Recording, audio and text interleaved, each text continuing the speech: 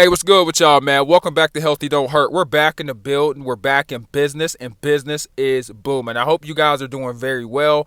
I'm doing good, but I'm trying to be great. Y'all know how we do it over here. Man, I have been having a lot of fun with these videos lately, so I'm going to keep it going. I am on a generational run.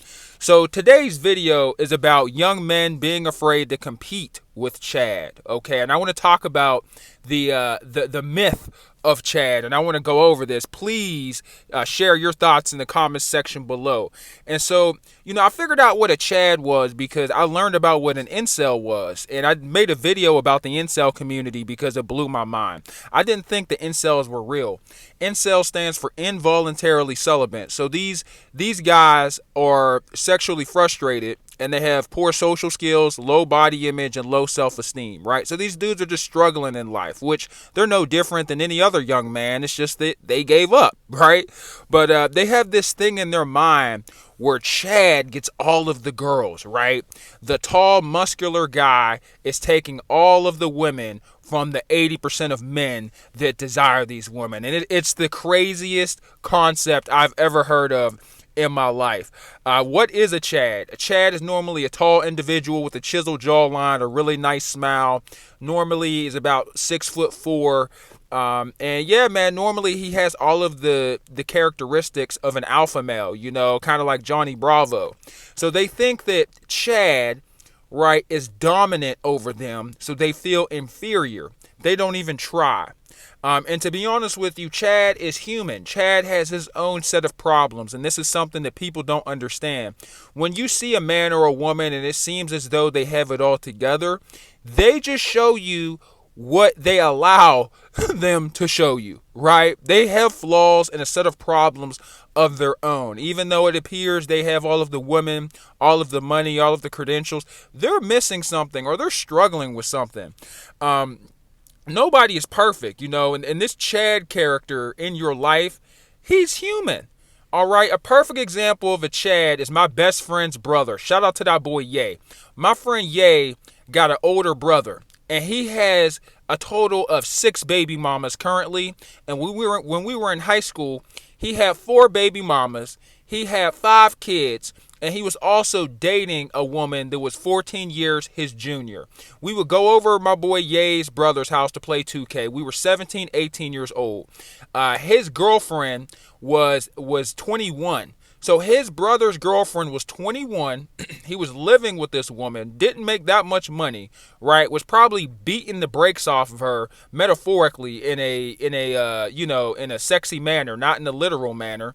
And so he had all these other kids, right? And he was 6'4". He had a beard.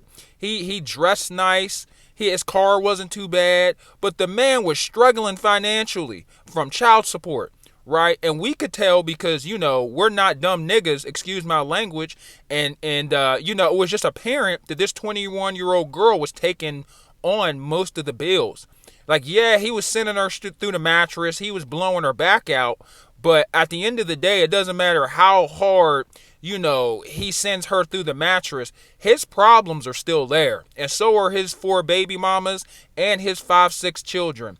It's a hot mess. Chad has a set of problems of his own. It may look like Chad is just so perfect and everything is aligned and going great for him. That mofo's struggling. Especially because a lot of these Chad characters, they have very low intellect. They have rocks for brains.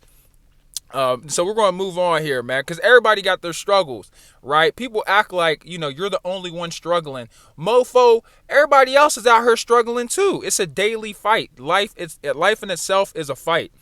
Just because you feel inferior to Chad or you feel inferior to, somebody else, it doesn't mean that you shouldn't compete, right? And I feel like a lot of young men are afraid to compete with quote unquote Chad.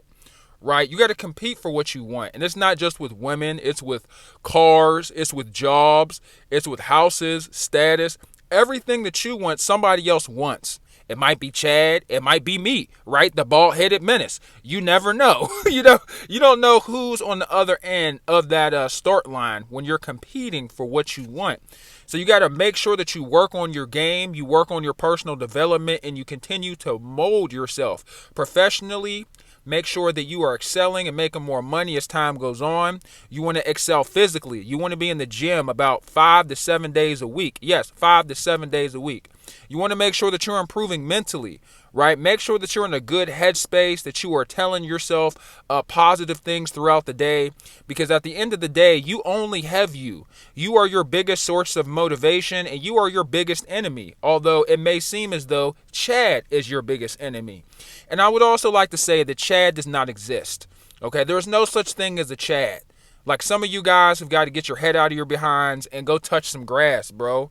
Like, he's just a worthy opponent. That's all Chad is a worthy opponent. Once you work on yourself, you work on your flaws, and you strengthen your strengths, and you work on your game as an overall person, you will be a worthy opponent to Chad. Other people will look at you the same way you looked at Chad. At work, in the gym, in the club, in social settings, at school.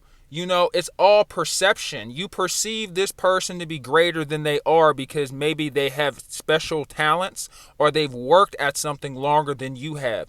It's all perception here, guys.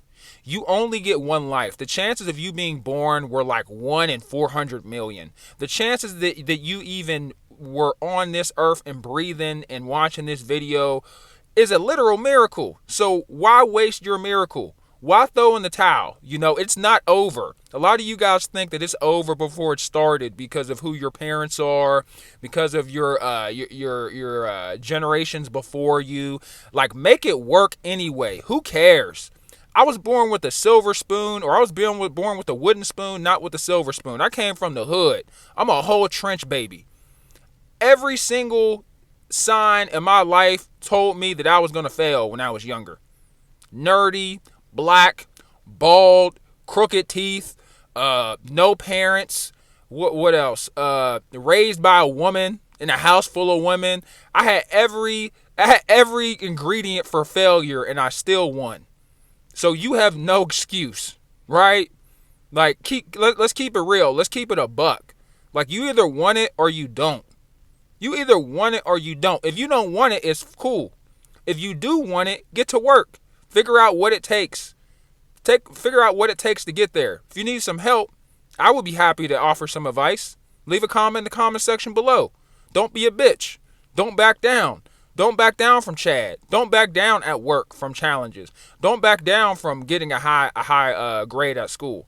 Don't back down from socializing with friends. Don't back down from taking women out on dates or just hanging around women or people in general and being social and living your life. Because once life is done, it's done. There's no restart. So that's all I got to say. I hope you guys have a wonderful day. And yeah, man. See you on the next episode.